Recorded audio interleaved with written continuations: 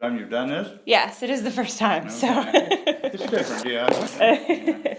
Are these gonna be archived then? Yes, at the Cumberland County Historical Okay, Society. yeah. So what is your full name? Paul Eugene Gill. And what is your date of birth? Well, October the 14th, 1937.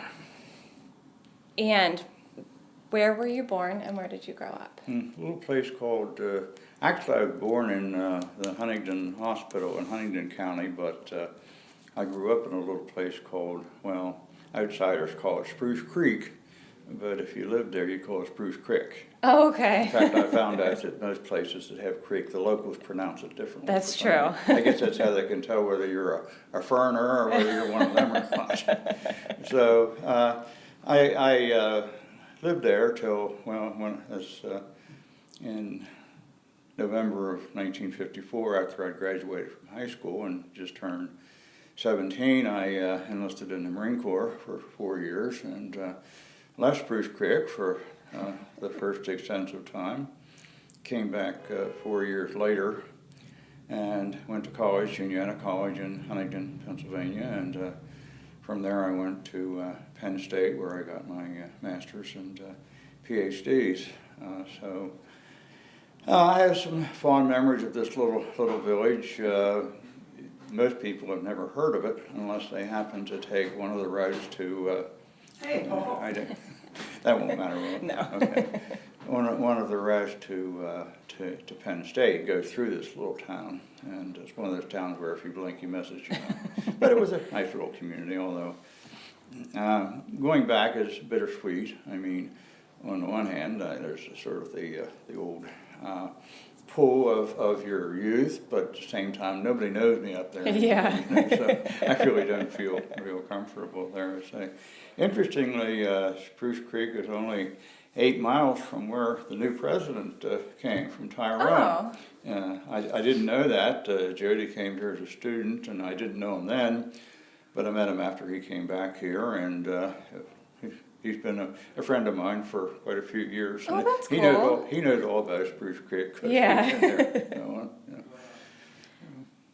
yeah. I'm sorry, were you all done? Go ahead. I'm sorry. Go ahead. What was your childhood like?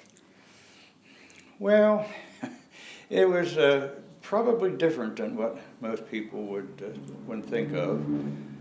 Didn't go to a one-room schoolhouse, although it resembled in many ways. Actually, it was a 3-room schoolhouse built back in 1876. And, Wow. one room had grades 1 through 3, a woman teacher. 4 or 5 were another room, another woman teacher, and then 6th, 7th, and 8th, a man teacher who was also the principal and also the janitor, although we boys did all the janitorial work. It was quite an experience. I mean, the teacher I had for 6th, 7th, and 8th, he was a good teacher, but he wouldn't have lasted 10 minutes in today's school because he was a very rigid disciplinarian. So when I went to boot camp, I was prepared for somebody who was going to be a little rough with me, you know, because he had been, and he also had a knack of knowing how far to go with you before, you know, then you're going to drop off the bitter end. But I have no bad feelings about it. I've got a few physical scars, but I have no bad feelings. But it was a good childhood. Well, that's good. That's good. Who are your parents? Well, my father's name was also Paul. His was Paul Irvin, and my mother was Alta Viola. She was a graphist, and I was their baby. I mean, I had 5 other siblings, but I was the last of them. And when my mother had to sign for me, because I was just 17 to go in the Marine Corps, it was a very hard experience for her. Very hard experience because she'd had 4 sons come back from the service intact, and she wasn't sure that her luck was going to hold out, but it did, as it turned out. Well, I'm not sure how intact I was when I came back, but at least I did come back bodily anyhow. My stepdad had a very similar experience. What's that? My stepdad had a very similar experience. Really? He was the baby, and all his brothers went off to war, and then he wanted to, and his mom didn't want him to. Oh, So yeah, I know what you mean. Yeah, that happens, yeah. What were they like? My father was, well, he had difficulty expressing his emotions. I was a little gruff. And for some reason, I've talked to some other people from around there at that time, and they feel the same way, that my father thought that going through life was pretty serious business, that wasn't too much time for, frivolities and all that. And he really, we learned the work ethic from him, and he was pretty strict too. He didn't spare the rod on us, but I never resented that and so on. But my mother was a very gentle soul. In fact, I suspect that many of my personality traits were from her. I suppose I was a little bit favored because I was the last, but nonetheless, I have very fond memories of both of them. And I just can't. As I get older, my wife, who's didn't live too far from where I did, although she's 3 years younger, she got to know my mother, and she recognized some of her qualities too. So I was greatly affected by her. I mean, well, for one thing, I can't hold a grudge. I've had people do some pretty dastardly things to me, and if they asked for forgiveness, I gave it to them. Well, that's very kind of you. Now, on the one hand, and I don't know how my mother felt about this because she was the same way. While I can forgive, biologically, I can't forget. You just can't. That's true. You put it behind you and say, if I run into this person, they need help, despite what they said or did to me, I'll help them. On the other hand, I'll never forget that at one time they treated me pretty shabbily. So, but I suppose everybody hangs on to that a little I'm bit. sure everybody. I do too. So it's okay. Is there anyone that you admire more than anyone else? Well, when I looked that over, I'd be hard pressed to specify any particular individual. I suppose I'm more of a composite of people. I admire my mother because of her forgiving qualities, her kindness. I admire my father because he taught me the value of work. And some of my teachers, as I say, that teacher 6th, 7th, and 8th, he was pretty rough on me, but it worked for me. Unfortunately, not everybody responds the same way. Right.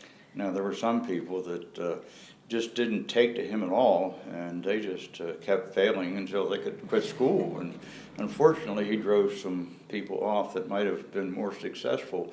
But in my case, he knew I had potential, and he was going to get the best out of me if he had to kill me to do it. So he was influential. And one of the professors that I had at Juniata College, just my second term there, been in 1959. I'll be revealing my politics here, but That's okay. I'm not trying to proselytize or anything like that. But let's put it this way. I grew up in a very small community. People were either Republicans or Democrats. The Republicans were all Presbyterians, and the Democrats were all Methodists. The Methodists were a little more broad-minded when it came to, drinking and things like that, and the Presbyterians were very closed-minded about that. So I was exposed to a very conservative philosophy. Now, in the Marine Corps, of course, that's about as far right as you can get, and that's okay, because their job is not to make people happy, is to help defend the country. That's and so right. This is what they had to do, and I had a DI that was very influential in my informing my character also. But I was taking this professor, Ken Crosby, in a summer course. I didn't get discharged in time for the fall semester, so I had to start in February. And in order to get through in 4 years, I had to take a summer program so I could, finish in 4 years. And it's, of course, an American government. And he looked around and he said, "No," he said, probably a lot of people in here won't agree with what I have to say. And he said, I'm sure some of your parents wouldn't be too happy if they knew what I was going to say. Well, we're all waiting what? He said, I'm going to tell you that not right away, but in time, Harry Truman will come to be regarded as one of our greatest presidents. Well, whoa, I almost fell out of my seat, you know. And I said, how can you say that? Well, he spent the rest of the period explaining why he said that, things I didn't know. Right. You know, because if you're a rabid Republican or Democrat, you're going to hear your side of the story. That's true. And the Marine Corps didn't have too much time for Harry Truman either, because he tried to disband it. Yeah. You know, but then he went on to talk about the things that he did do. And one of his policies I had witnessed firsthand was in 1947. He issued a presidential, sort of a statement, which called for the desegregation of the armed forces, because up until then, the blacks were the only ones that were excluded, because there were Hispanics and there were Native Americans who'd served alongside whites, which the blacks had never, and yet they had served in all of the wars. But they well, in World War II they served, but they always had white officers and so on, and that was an earth-shaking thing, and I saw the effect of it when I went into service, when I went to North Carolina in 1954. There were African Americans in all my platoon, all the platoons. I didn't think anything about it because I came from a place where I grew up. I think the people were somewhat racist, but not really. Right. In the sense that they lived right among us. They went to the same schools that we did. We had them as friends. We played football with them. But people still did use the N-word. Right. In fact, you could go into a store, and a candy store, and they had these little black candies, licorice made out of licorice. Mm-hmm. And you know what they called them. I do know what they called them. Yes. They called them. But that wasn't. In fact, I'm sure some of my black friends probably asked for that too. Right. Because that's the name everybody knew, you know. And so I was guilty probably of listening to some racist jokes and things like this, but I never really had any dislike. Right. You know, and never expected a black person to get off the street to make way for me. Nothing like that. Yeah. But I got down in the South, and after I got out of boot camp in North Carolina, you know, the separate colored waiting rooms, colored fountains, and I couldn't believe it. And of course, imagine how hard it was for the black guys, you know, that came from the North, and pretty hard to adjust to that sort of thing. But that was the law then. Right. Well, I didn't know that Harry Truman had been the one that called for the integration. And so that was one thing. But then he went on to a number of other things. And by the time he was finished, I was converted. I became a Democrat that day. And I've been one ever since, because I saw things in there I just didn't know about. Yeah. And they meant a lot to me. So he was very influential. Yeah. And very fond of him. Well, he sounds like a great person. He was. He was a World War II veteran. Of course, he was a chaplain, but he's still been in the armed services, as most of my high school teachers had been. Yeah. How do you feel about Shippensburg now that you're here? Well, this marks my 51st year here. I had been here once before I went into service. My high school teacher, who was a graduate of Shippensburg at the time, he got a group of us seniors together, and he brought us down here to show us the campus and to go around. And that was my first exposure, and it was interesting, you know. he was hoping, that we'd be influenced and go here. Well, I might have, but it didn't work out that way as it developed. So I got a view of the campus and some of the people there, but I pretty much just locked that away. So if someone would have said to me in 1964, "Do you know where Shippensburg is?" I said, "Well, I went there once, but I'm not quite sure how you get there, though." Well, I was. This was in 1964, January 1964. I was in a Saturday morning in the library at Penn State, and one of the librarians came up and said that he knew me, and he said, "There's a guy on the phone from Shippensburg wants to talk to you." He said, "You knew where?" I said, "Well, yeah," but I said, "What would anybody from Shippensburg going to talk to me about?" Well, it turned out it was a man who was in the history department. Well, actually, then it was called the social science department, because it wasn't just history. It was history, economics, sociology, political science, and philosophy. They were all together. Yeah. And they were looking at, my specialty was medieval history, and they were looking for someone in medieval history, and they'd called my advisor, and they said, "Well, he's working on his PhD. He should be done in a couple of years, and I would highly recommend him." So he called, and I talked to him, and since then, of course, we've become very good friends. He's 95 now, but he's the man who brought me here. And I came down, and I liked what I saw. To tell the truth, in January of 1964, I was looking for a job. In fact, I didn't know what I was going to do. Yeah. I went to college right out of the service, and my major was pre-law.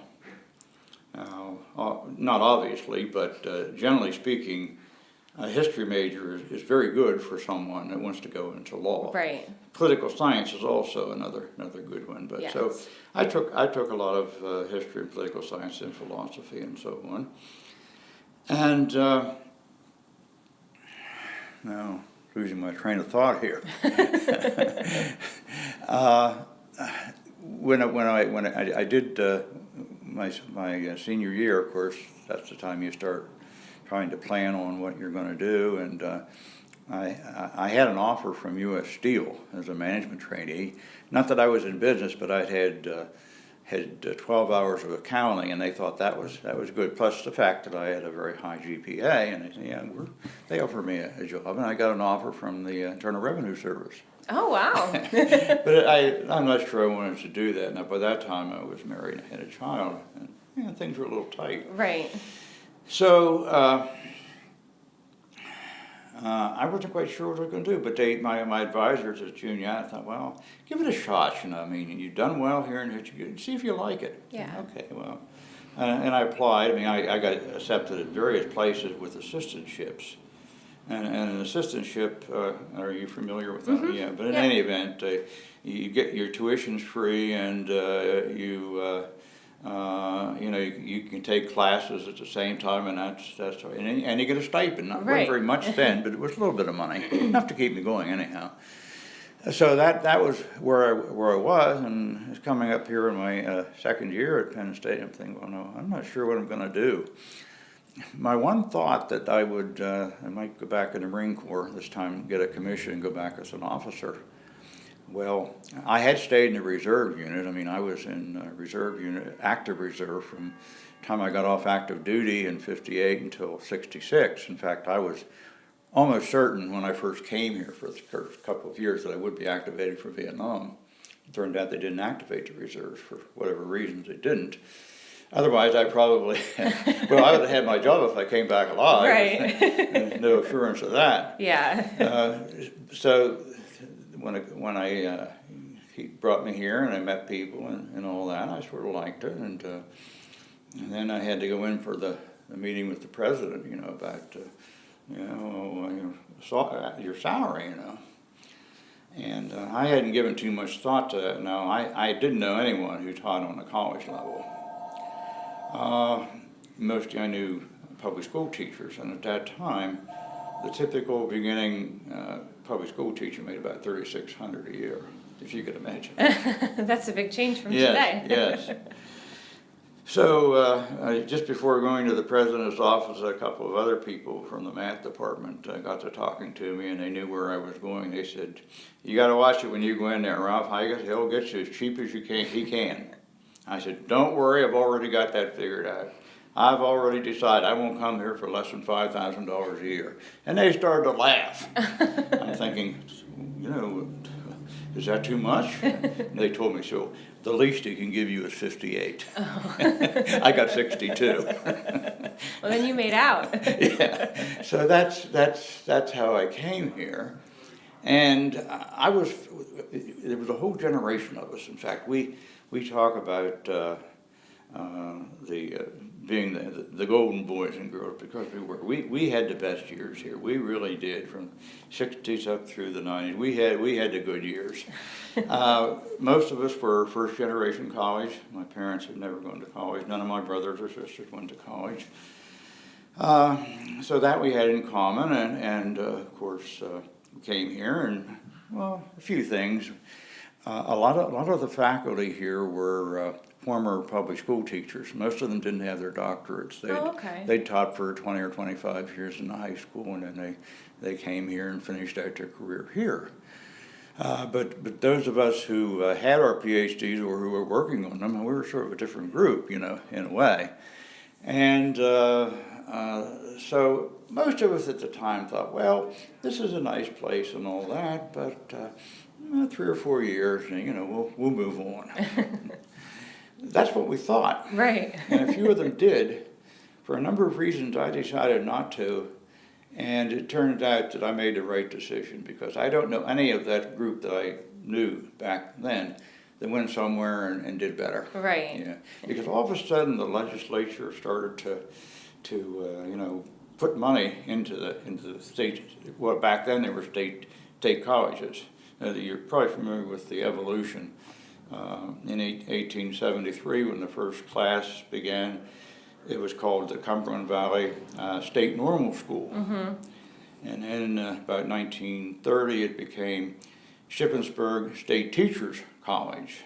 And then in the 60s, it became Shippensburg State College. And then, of course, in 1981, I believe it was, 81, I think, came Shippensburg University of Pennsylvania. Yeah. So, at the time, we were the Young Turks, and a lot of the administrators were very, nothing like Jody. Yeah. Jody, I can't even imagine. I served under 3 different presidents, and they were all different, but the first 2 were quite different. Well, they were good in their own way, but nothing like they couldn't be that way today. Right. It was just a different world. Yeah. And it got to the point that I thought, this is. I'm glad I made this decision. Up until about 1970, I was getting unsolicited job offers from other schools. Oh. If you can believe that. Well, none of them really matched up to what I already had. So I didn't take them, but within a couple of years, all of that stopped. All of a sudden, it seemed like everybody was going into graduate school to get a PhD to teach in a college or a university. Yeah. And all of a sudden, the field was flooded with them. And from about 75 onward, there were always many more PhDs than there were positions. Yeah. And it's still that way. Right. It's still that way. Now, I finished my doctorate in 68. And 2 years later, I made full professor, which would be unheard of now that quickly, but that's the way things worked and stuff. So, I liked the environment. I fell in with it pretty easily. There were some peculiarities. I mean, there always is a little bit of town-gown rivalry. Not rivalry, but animosity, let's put it that way, And for a number of reasons. I mean, first of all, here are a lot of young people out from their their growing up environment, and they start doing things that they wouldn't do at home Right. and so on. And of course, townspeople don't particularly care for that, and then there'll be things like students taking up all the parking places. Yeah. People think they ought to have the parking place in front of their house, but it doesn't belong to them. That's and if true. a student gets in there before you do, he's there to stay. So things like that, and something else more personal. When I came here, I'd always been a runner all my life. I didn't start doing marathons until in the 70s, but I'd been a runner all my life because I knew it had to be good for you. Right. But when I started running around the community here, that was the talk of the town. Oh, really? And in addition to that, I rode a bicycle. Oh. In fact, I remember going into one of these little small stores up here and saw these couple of nice little old ladies eyeing me up, and I'm thinking, what's going on here? And they turned a corner and they didn't realize that I could still hear them. And the one said to the other, he says, "Yeah, that's that old man that rides through town on a bicycle. I've seen him running on the road too sometimes. We're going to have to watch him." That's so funny because I'm a runner. Yeah. And I never have heard anyone say that nowadays. Oh no, of course so not. that's really But as I say, interesting. I was the only one, and then another guy came in and we did it together, and soon we had about a half dozen or so. And by that time it was taking off. Now I'm not saying that I started a trend by any means. It just It so sounds happens. like you did. Well, but you see, when I started, I never anticipated that I'd be able to do marathons. It just never occurred to me. Yeah. But when I got into it, I said, well, no, that's, you started going to 10Ks and then you do a half marathon, and why not? So I field tested myself. I drove around the countryside, clocked my distance on my speedometer, put out bottles of water, and had a 26-mile course. Wow. And so I went out one Friday morning and I did it in less than 4 hours, and okay, I've done it, I can do it, So I proceeded then to do it. And the ironic thing is that during the 60s, I'd had all the cartilages removed from my knee, so okay. it was all bone on bone. Yeah. And it didn't bother me when I ran. Oh, wow. The last marathon I did was in New York, and that's when it first showed up. I realized I wouldn't be able to run on it anymore. I did have it replaced then. But again, they thought that was Yeah. odd that this old man, well, I think it was about 28 or something. but people would say, well, a grown man ought to be running around the street like that, in shorts and all this sort of. Oh, it's very provincial. Yeah. But that changed, and eventually their sons and daughters came along, and they got into it too. And now it's okay, as Yeah, you say. yeah. Yeah, it's all right. What was it like running the New York Marathon? What's that? What was it like running the New York That's Marathon? interesting. I had spent a full summer up in New York a couple of years before, and I had my own notions about what the people were like and so on. They weren't very friendly. Oh. Didn't seem that way. They mind their own business and all this sort of thing. But when I did the marathon up there, there were thousands and thousands of people up, and they were cheering us on. Yeah. Now I was in the middle of the pack. I never expected to win or anything Right. like that. But these people were out there cheering us on, and a friend and I got on a subway, and a couple of girls, of course, they'd been drinking a little bit, but they came up and they started flirting with us. You guys ran a marathon, that's great. So, yeah. So, it was a little different then. One of my friends remember going up into a restaurant that isn't here anymore, but I guess he got a sandwich and a Coke, and he asked the waitress if he could have a straw, and she says, "Men don't use straws." Oh. Well, that's also very interesting. So it's altogether different now. Yeah. But we got used to it, and then there were some peculiarities in the language. For instance, one of them in particular stands out that local people used that we didn't. You'd be talking to somebody going to a grocery store, and you'd say, "Well, I need a loaf of bread," and the clerk would say, "The bread's all." And my response was, All what? We don't have any. Yeah. Oh. Have you ever heard that expression? I have actually. Yeah. I think it comes from the Pennsylvania Dutch, Yeah. quite frankly, yeah, because a lot of their expressions have worked their way. So it was different, but, we didn't have any problems with the local police or anything like that. And so, it took some getting used to, but of course now that's all changed. Yeah. Of course, you still have a little bit of that town gown friction, but part of that's solved by the fact that Richard Avenue belongs to the students. Yeah. It's sort of like they got a fence around there, and they don't come over and mingle with the natives. Right. Sometimes the natives go in there, and then there's trouble, but it's nothing like it once was. Yeah. How do you feel that Shippensburg as the town has changed since you first came here till now? Well, I think there's a greater acceptance of the faculty and the students and so on. Just little issues that are different. For instance, when we came here in '64, the only fast food place was it's out here now. It's the same building. It went through different names. At first, it was a Tropical Treat, then it became the Treat. And then some Egyptians bought it, and they called it they went back to Tropical Treat, and that didn't make it, so now it's the Greyhound, because the high school, that's their mascot, the Greyhound.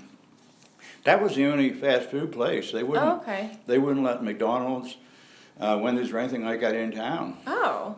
So, and eventually, the first breakthrough with a national chain, up here in Prince Street, there's a church on the one side, the Church of God, and on the other side there's which is the Church of God Annex. That was the first Burger King. Oh. But people wouldn't patronize it. Oh, why not? Do you know? Oh. I don't know. Huh.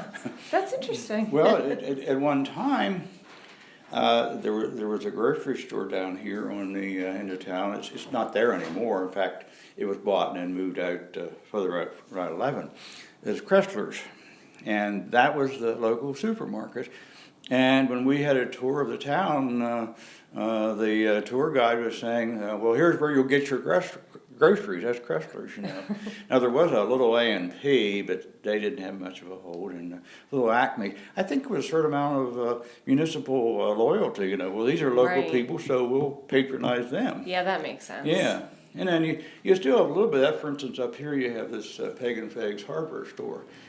That's the oldest continuously owned, operated hardware store in Pennsylvania.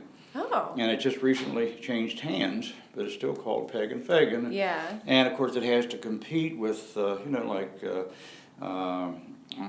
Lowe's out here.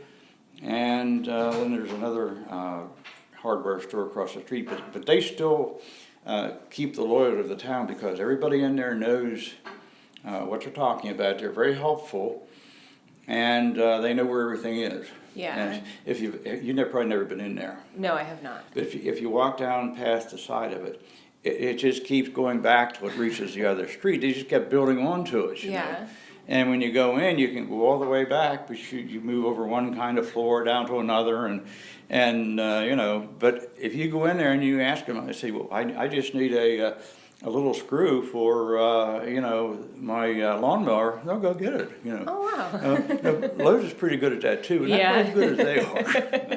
So those are changes. Yeah. Like I say, we've got lots of fast food places now, lots of pizza shops and so on, and lots of national chains, and so we've got actually about 5 auto parts companies here in town. And there's a market for them all, I guess. Yeah. So it's changed quite a bit. How did you get involved with the Historical Society here? Well, actually, since my specialty was the Middle Ages, I didn't really see too much relevance of local history. Right. Now, when I first came here, we had a series of introductory courses in history, I mean, we had history of Western Civ 1, history of Western Civ 2. We had some sort of gimmicky courses like, I had one called Religion and Culture, and then there was one, Historical Foundations of the 20th Century, and things like that. And the students had to take at least one or maybe two courses. But then most of us decided that the best route to go would be to because it was catching on in the profession, to world history. And so we instituted in about 1983, 84, two courses, World History 1, World History 2, which were required of every student. We were the only department that had two required courses, and you only wanted with specific courses, like you could take an introductory course in English or something, but you had a range of 3 or 4. For us, World History 1, World History 2. Pass them or you don't graduate. Oh. And that really built up the department, because I don't think that's required anymore. I think you just have to take. Yeah. I'm not sure how. I'm not, well, for undergraduate, I'm not sure because I went to a school in Indiana, actually. Oh, I see. Yeah. Oh, I see. Okay, then you would. I'm not sure, but I did not have to do that in the undergraduate school I think it's changed now, but we had it there, and I keep telling the new people here, I said that if we hadn't done that, most of you wouldn't be here. Yeah. Because, if they didn't have to take 2 history courses, then they wouldn't need so many faculty. Right. Because what? Every student had to take both courses, and everybody had to teach them. So I had a full range of courses in my own field. I taught introductory course in ancient history, 3 courses on the Middle Ages, both graduate and undergraduate. And I also usually taught one section of philosophy.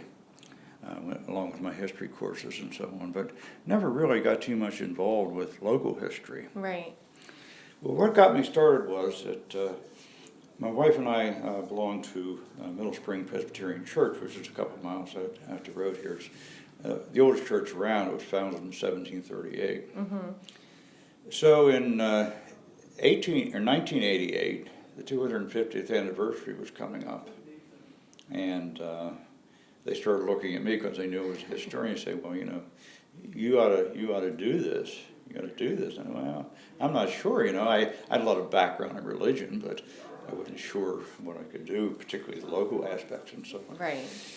But they worked on me, and I had applied for a sabbatical to do something else. And this came up. I said, well, the only way I'm going to do it in time for the 250th is if I spend full time on it. So I was able to get my sabbatical changed so that I could spend all my time working on that. Yeah. And so in the I guess it was the summer of 1988, I published it. It was a hardback, 250th anniversary history. I recently updated it because 2013 was the 275th anniversary. Oh, okay. So I provided a 25-year update. Yeah. To it. I'm reasonably sure I won't be here for the 300, so somebody else. You don't know that for sure. I'm pretty sure. But anyhow, that's so. In the process, I got involved with local history. Had to. Yeah. Well, the local history, and I didn't belong here. But they knew about this book because they covered it in the newspapers and so on. And right. So I've forgotten who it was, gave me a call and said, we'd like you to come and talk about your book. And, well, fine, and I came and one of the, they had I think a $50 speaker's fee, but I didn't take that. But they said, but we also give you a year free membership. Oh. So I became a member, and then it wasn't very long before I got drawn into things here and doing publishing here and so on. Right. That's how I got involved in local history. If you could say one thing to people who aren't interested in history at all, to make them interested in it, do you have any thing you would say to them to make your case for why history is so awesome? First of all, if I were a purist, which I'm not, in other words, You've heard the expression, if you go into a restaurant and there are no prices, and a snooty waiter comes over, you say, well, we're sorry, sir, but you don't have any prices. You know what he says? What? If you have to ask what the price is, you can't afford to eat here, right? Right, I have heard that before. Yeah, okay. Well, Louis Armstrong, once somebody asked him, they said, Louis, what is so great about jazz? You know what his response was? No, what? If you have to ask, you'll never know. So, as a historian, I mean, I can't understand how one could not be interested in history. Right. I can't. But on the other hand, I realize that not everybody is. Right. You know, but if there is a somewhat of a practical application, once heard that the definition of insanity is to keep doing the same thing time after time and expecting a different result. Right. Okay. Well, I think that's what the purpose that history should serve, you know. I mean, you should be able to look back and say, you know, well, these people 100 years ago, whatever, they were in the same predicament, and this is what they did, and this is what happened. Right. You know, you're always getting these analogies. For instance, from World War II, Korea. Whenever it looked like we might get involved in a war again, a lot of people in Congress or among the general population, they would say, well, you cannot appease a dictator. Because if you give in to them on this, they won't be satisfied. They want this, you know. They look at Hitler, you know, okay, 1938. He said, well, fellas, all I want is this part of Czechoslovakia. I don't want the whole country. I just want this part called the Sudetenland because everybody who lives there is a German. And I think that they have the right to live under a German government. We weaseled around and thought and said, well, I guess that's right. Okay. So they handed it to him, gave him the green light. And Chamberlain, who was the Prime Minister of Britain, came back, waving the document there, and said, I brought you peace in our time. Well, it wasn't long before we found out that Hitler wasn't satisfied with the Sudetenland. He wanted the whole country, and he took it. In fact, he did want peace. A piece of this, a piece of that, a piece of everything, you know. That is true. And so the argument was that the appetite of a dictator is insatiable. You might as well say no before he goes any further, because eventually he'll become too strong, and then you won't be able to do anything about it, you know. Now, you're hearing a little bit about that today with this situation in the Middle East with ISIS, you know. All of a sudden, you know, 2 years ago, nobody had ever heard of it. All of a sudden, it's growing like wildfire. And there are people who are saying, we've got to do something about that, you know, because they're not going to quit, you know. And these are people who are not afraid to die for what they believe in. That's so, right. You know, so right now we're trying, you know, with bombing and so on, but eventually we'll be drawn in with boots on the ground. I don't know.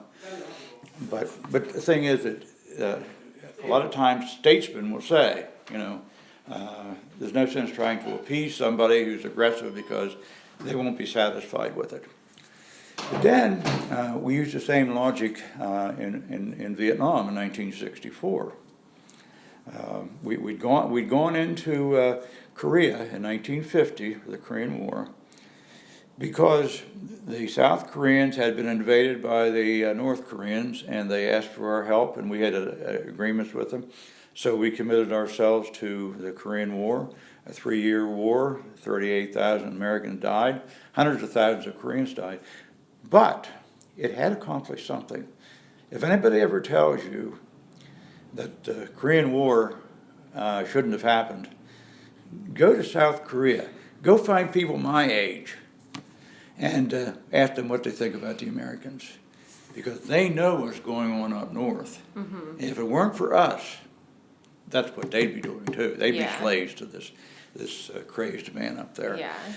So in that case, we did. We responded to aggression with force. 1964. It turned out that the situation was kind of distorted about what had actually happened, but in any event, in the late summer of 1964, President Johnson was given the okay to use whatever means necessary to stop the communists from taking over South Vietnam. It's much more complicated situation than that, but and people in my generation responded to that. I mean, we'd been taught that communism was wrong, and we fought it in Korea and we stabilized it. We didn't conquer all of Korea, but we did keep the South free, and they're eternally grateful for that.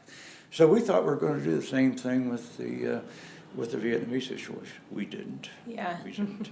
You see the thing in is there a time limit on what you're supposed to do? No, you can go as long as you want. The thing in Vietnam was that we thought, well, this is like Korea. And interestingly, even though we stationed troops in South Korea, and we still do, there's still about 58,000 Americans there, but during the Vietnam War, the South Koreans sent 50,000 troops to us. Yeah. They fought in the war, and the South Vietnamese were scared of them because their discipline was much worse than ours. In other words, in the South Korean Army and the South Marine Corps, they can shoot a man for disobedience of orders in the right circumstances, and people are afraid of them. Yeah. So in any event, they came. But it eventually developed. What's our strategy in Vietnam? How are we going to know when we've won? You see, in Korea, at least we established a 38th parallel, and everybody who lived below that was free of communist domination. We thought we could do that in Vietnam, but we couldn't. Yeah. Because a lot of the people in the South, the Viet Cong, and of course the NVA, the North, they were all over, and there were no borders that you could say, okay, we'll drive them all up here and then the war's over. It didn't happen that way. What the Vietnam became was the policy of search and destroy, and so what they did. You would go in, and of course, by that time we had helicopters, which brought our troops into the battle. Did you see the movie, We Were Soldiers? I have not, Okay, actually. you should. Okay, You should. I will. You should. Mel Gibson. Oh, okay. Yeah, good. But that's about one of the first major battles. But there were no front lines. So what we would do, we would just go in and establish what's called a fire base. And then we'd have these troops, and they'd go out on patrols every night, every day patrols. And what were they doing? Trying to find Viet Cong or North Vietnamese and killing them. The whole strategy became, by the time we had 500,000 men and some women, nurses and so on in Vietnam, the whole strategy was to get the biggest body count. And some of these officers were so anxious to make themselves look better that if they didn't have enough dead VC or North Vietnamese, they'd tell their men to dig up the ones they'd already killed and put them on display. Oh. It's a body count. Yeah. General Westmoreland, that's what it was. But the irony of that is, in 1954, before we ever got involved in South Vietnam, in 1954, Ho Chi Minh, who was the head of North Vietnam, had said in talking to the French, because they kicked the French out in 1954, Dien Bien Phu, and the French withdrew and left it in our hands. But he said, you may kill 10 of my people for every one that you lose. We can accept that. You can't. I think one of the things that really brought it to the forefront once was about 67, Life magazine began publishing the picture of every American service person who was killed in Vietnam in the past week. Oh, okay. 500, 600 pictures of people who look like, your next door neighbor, Yeah. dead, And what have we accomplished? Well, we have killed 10 for every one, but they keep coming back. Yeah. The supply was inexhaustible. Yeah.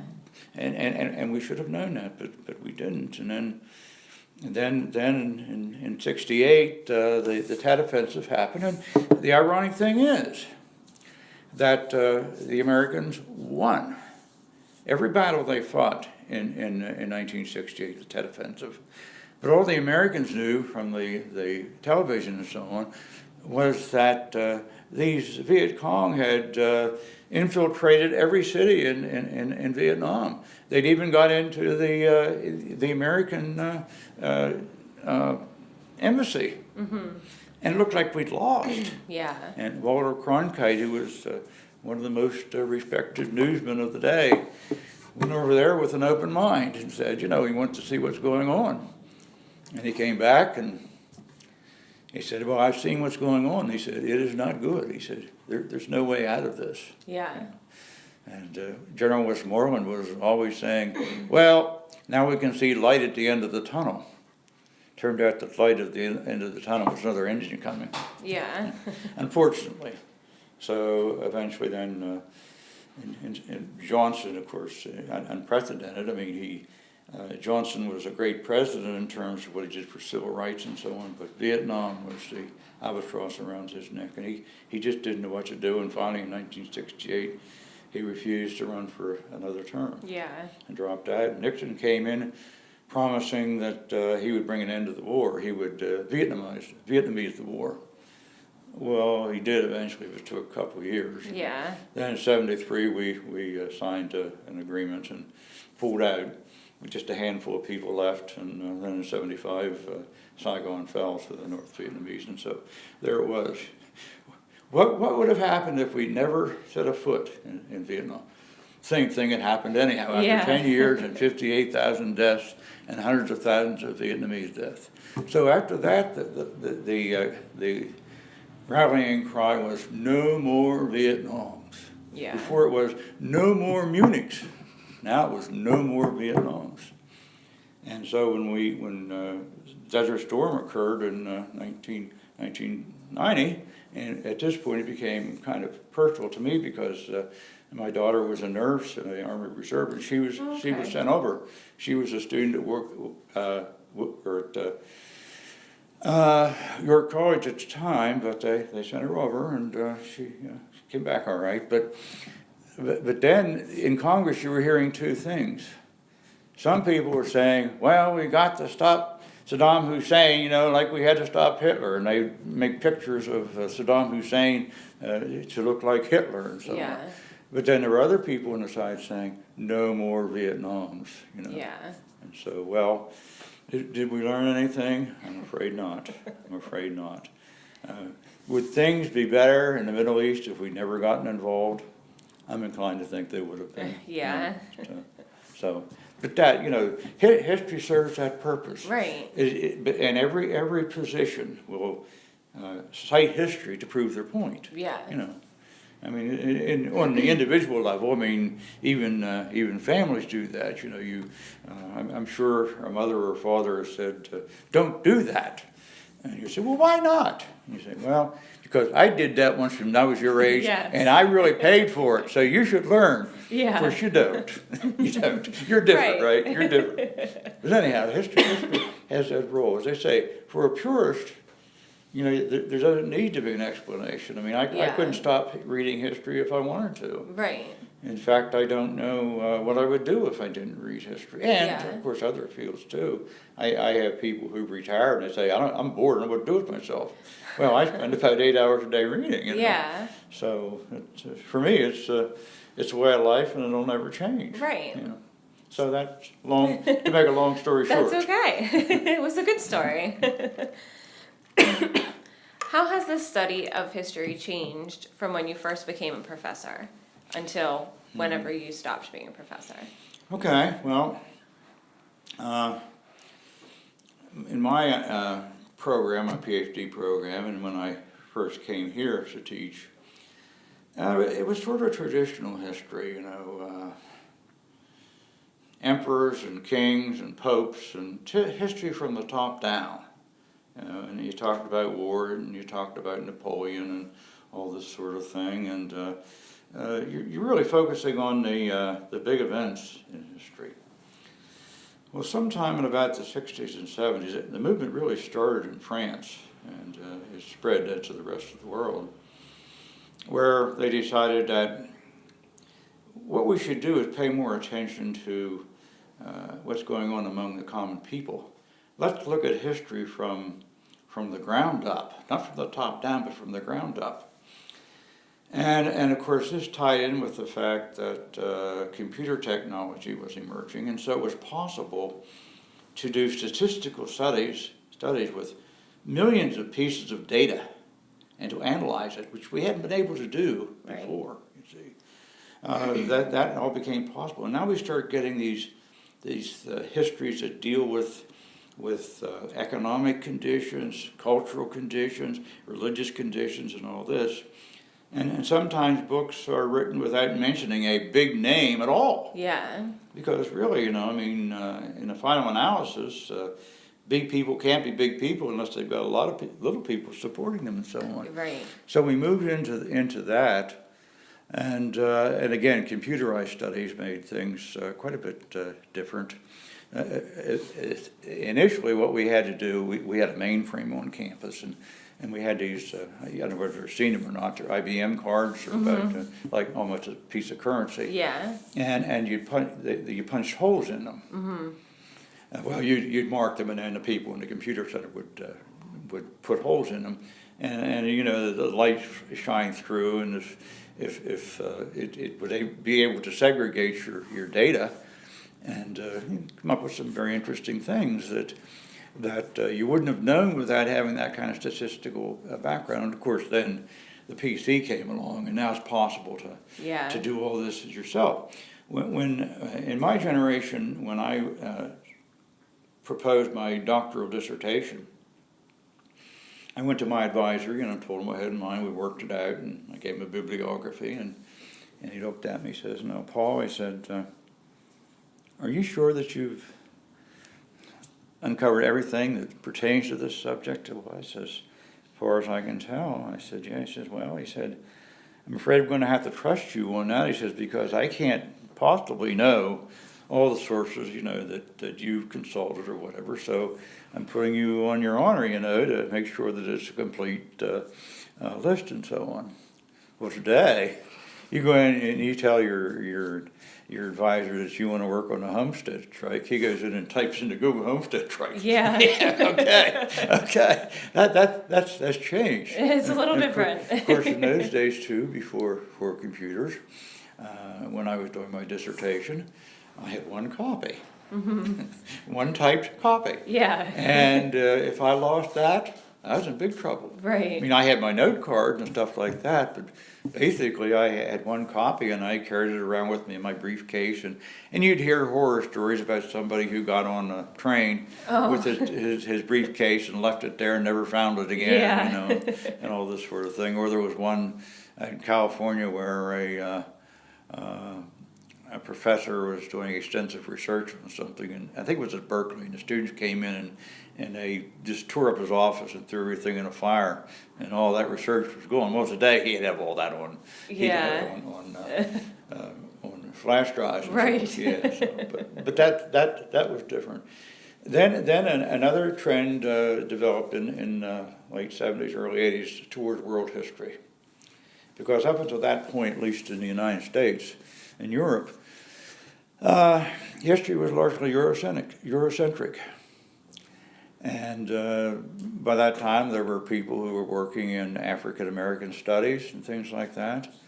And we found out, that you just can't teach history from the viewpoint of the people who live in the United States or live in Europe. Right. The whole world has to be brought into this. So we got into world history.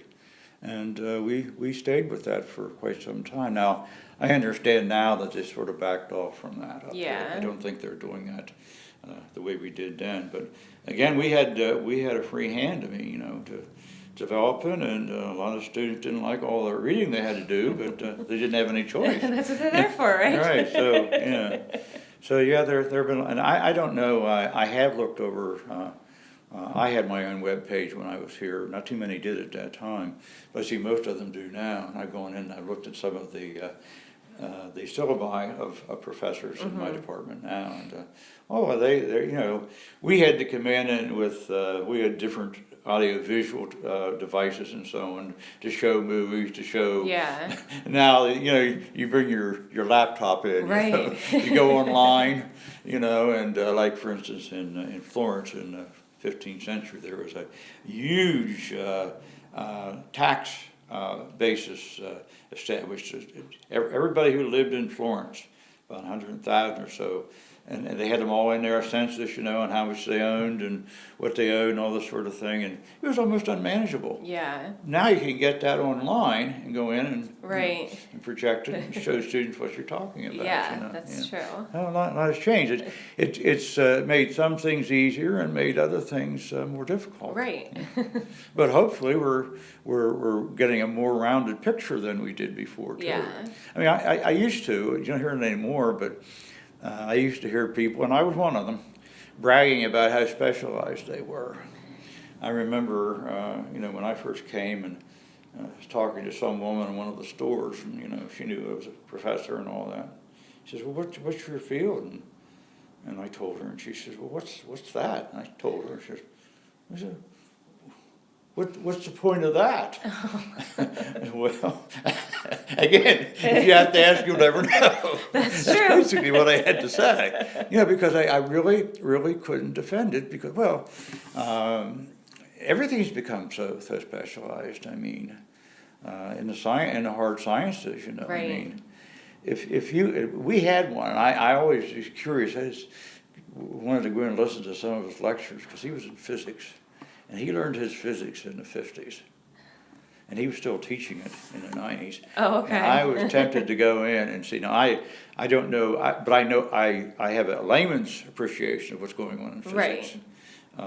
Enough to know whether this is cutting edge or whether this is, rehashing of things that he learned in graduate school. You can do that in history to a certain extent. Right. But can't do it in hard sciences. Yeah, No way that you would be can. difficult. Yeah. What is the most important lesson that your career has taught you?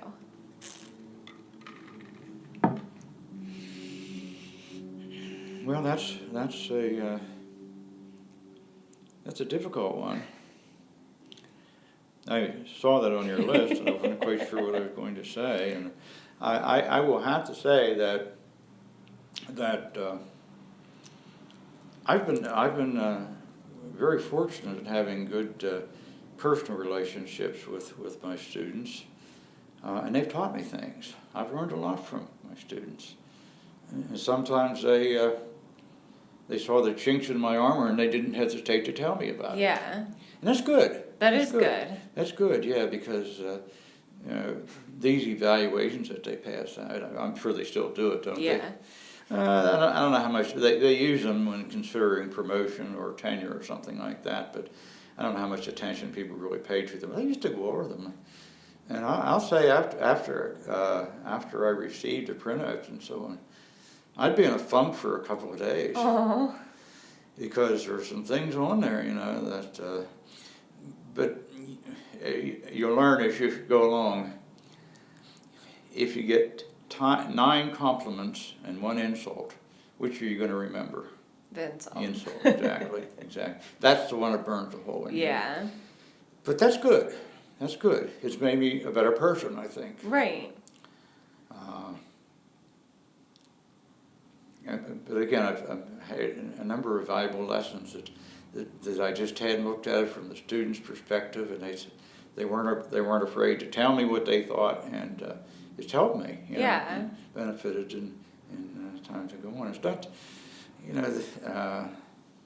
I don't know. I really don't have much contact with the people now, but I somehow don't think that there's that camaraderie between students and faculty that we enjoyed. I don't think it's there. Yeah. And I think one of the reasons is that so many of these people are, and they're fine, you know, but they're so career oriented. Right. That I guess they just don't, why do I want to waste time drinking beer with some undergraduates? Yeah. I learned a lot from that. You know. Right. You don't have anything like that now. Down here it's called Arugas. Mm-hmm. You ever been in there? Not to this one, but you other probably ones know I what have. they're But like. yes. But that's going through several vintages dating back to the 1850s. And but for much of the time that I was here, it was called the Fort Morris. Mm-hmm. And that was a hangout for students and faculty. Yeah. And when I first came, as I said, most of the faculty were former public school teachers and so on, and they wouldn't dare be seen in a place like that Right. with students, you know. And the administrators weren't too happy about it, but they just didn't say anything. Right. You know, so we went, and I had a lot of good relationships that way. Learned a lot. You know, I rescued a few people. One guy that, for whatever reason, he decided he wasn't going to take my final. And when I showed up for the final, he wasn't there, and I said, anybody know where Gary is? He at the Fort Morris.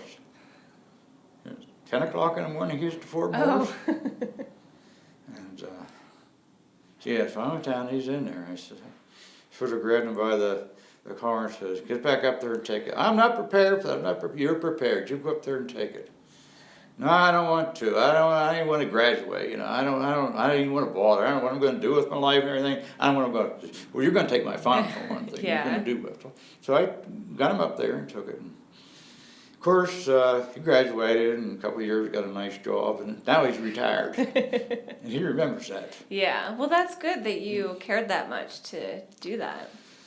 Well, I wouldn't have been able to do it if I didn't have that kind of rapport Right. with students. That they knew that, well, I was a friend as well as a faculty member. Yeah. You know? And did that bias me in their favor? Maybe. But it was in your favor too. Hmm? But it was in your favor too. Yeah, but maybe I had some student that I didn't know socially that was in the same kind of a predicament. And since I didn't know it, I didn't say anything. Yeah. It didn't work that way. Right. I had one student come in once, and he was doing very well for me, sophomore. And he said, he says, Dr. Gill, I don't really want to go to college. He says, my parents made me go here. Oh. I said, well, okay. But you're doing very well, at least you are for me, and I think, he said, my GPA is fine. It's just not for me. Now, at this point, am I supposed to give him a lecture on how you can use a degree in history to do this and do that? Because at that particular time, there weren't any teaching jobs in history. Yeah. I mean, about the only way you could get a job teaching history in a local high school is if you coached a sport. Right. Because then they could, they got a coach for free, and then you also taught history. Can't do that with physics or math. Right. But in history, you can just stay a couple of days ahead of them in the book. Yeah. That's not true, but that's the way administrators sometimes look at it. So I said, well, I didn't give him that spiel. I said, well, what do you want to do? I said, I want to be a plumber. Okay. Think you have the aptitude for it? I think so. I've gone out and I've helped everything. And I said, well, it seems like the only problem that you're going to encounter is convincing your parents that this is what you want to do. And he says, well, aren't you going to tell me why I should stay in college? I said, I'd love for you to stay, be a history major, but if this is what you want, go for it. Yeah. And I said, I'll tell you what, in 5 years you'll be making more money than I do. Yeah. I never heard back from him. I did have a couple of students that I advised to pursue something else rather than, what they studied in college. And they did very well for themselves. One became a very wealthy contractor and so on. Oh, wow. And I'd like to think that I shared part of the credit because when he came to me, he just thought, well, You know, I don't know what I'm going to do. I mean, I graduate tomorrow and I don't have any prospect of a job and I'm married and all this. And I said, well, what have you been doing for your summers? He said, well, a friend and I, we put roofs on people's houses. I said, well, then you've got a job. Yeah. And at first he said, well, why do you say that? I said, well, people are always going to need roofs. That's true. Well, he took my advice, I guess, and a year or so later, I saw him. He had a crew of about 6 people. 10 years later, he had a building in Carlisle. He had one in Hagerstown. He had one in Cumberland. You know, and he recently retired, I guess, because the stress was a little bit too much for him. But he was very successful. Yeah, sounds and like he always remembered that. You know, so yeah, these are some of the highlights that I've experienced. Now you wrote a book about Shippensburg, is that right? Or you helped to write a book? Actually, as I mentioned, there was the Middle Spring History, which I did in 1988. And then for the Cumberland County Historical Society, I was on the board then and head of the publication committee. And the year 2000 was coming up, which was the 250th anniversary of the founding of Carlisle. Mm-hmm. And so we talked about a comprehensive history, but the more we looked at it, the more we realized it was just too big. Yeah. You know, all these municipalities and these townships and so on. It's just too big. And so I proposed that what we do is a series of books spread over a number of years, focusing on some aspect of the county's history. And the one that I had familiarity with was the county bridges, particularly during 19th century, these covered bridges. Mm-hmm. And so I proposed to do a history of the county bridges, and did that in 1992. And then the next year, a woman who worked there wrote a book on the Indian School at Carlisle, the Carlisle mm-hmm. Indian School, followed by taverns in Cumberland County and numerous things. And there's a new one coming out this year on the mills. Okay. Because that's a big one. But that was the role that I played here. Now, 95 was the 50th anniversary of the Historical Society, and I put together a book of articles that other people had written for the 50th anniversary retrospective. And I did submit an original article myself and also did the editing and so on. So we did that. Then in 2000 I edited 2 books. One was a pictorial history of Shippensburg School mm-hmm. District, and the other was a collection of histories of the churches in Cumberland County.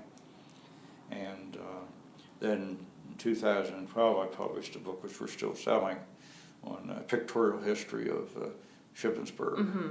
And I had people on the committee who helped me with that. They did some of the digging and so on. But I took a couple of the chapters myself. And of course, I've been the one that had to go through the filtering process to get it into the press and so on. Right. And never would have been able to do what we did if we hadn't had the collections that Bill Burkhart. He was a local historian, World War II veteran, and local historian, and we've got all kinds of books over there in the library that he put together with pictures and mm-hmm. notes and things like that. That was a big help.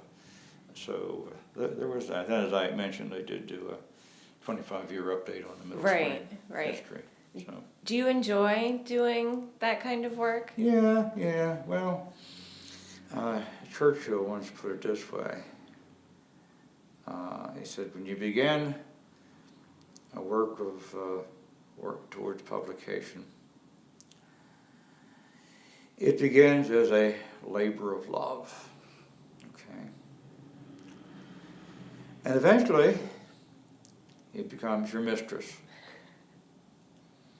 And then it becomes a nagging wife. And I guess that pretty much sums it up. You start out with That's a a lot good of enthusiasm, explanation. and then you get into it, and I know how to get back to it, and so on, and the point that it just, you sometimes wish you could just throw it all away and forget about it, but you don't. Right. Yeah, you don't.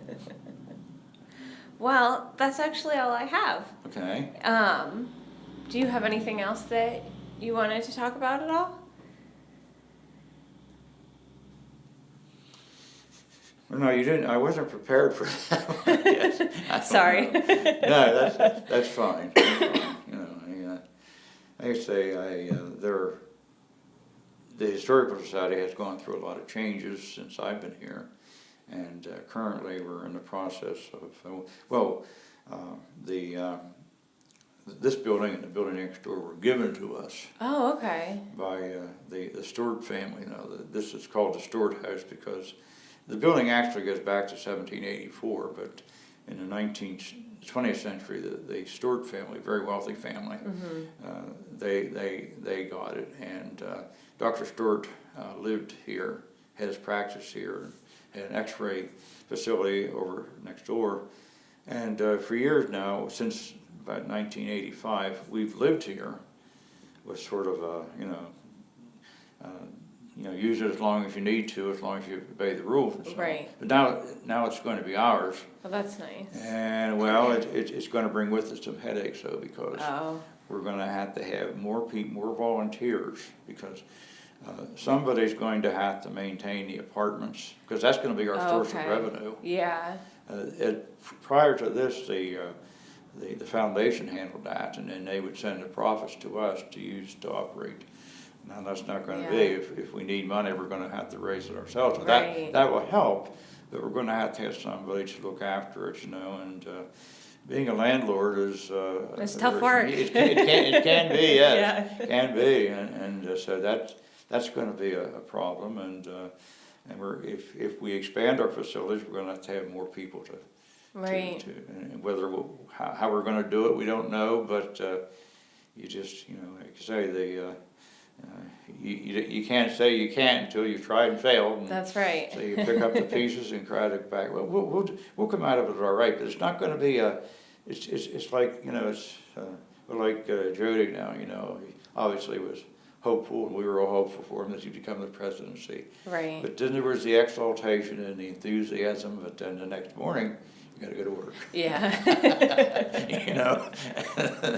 That's true. It's not all over to shouting. Yeah. You got to go to work, and that's what we're going to have to do here. We're going to have to get more people involved. Yeah. And I think Steve Berg, working with it, has brought a lot of graduate students down here to help.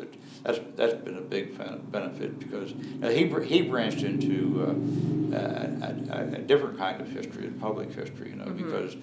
As I say, if you tell students that, if you get a degree in history, you can teach history, well, yeah, you can. But it may be difficult to find one where you want and so on. But there are other jobs that you can do, which the history background will be useful for. So we're hoping that that cooperation will continue and they helped us out with this current exhibit that we have here. And so we've been a good relationship. Actually, it wasn't until the 2000s that we really started to get the university involved.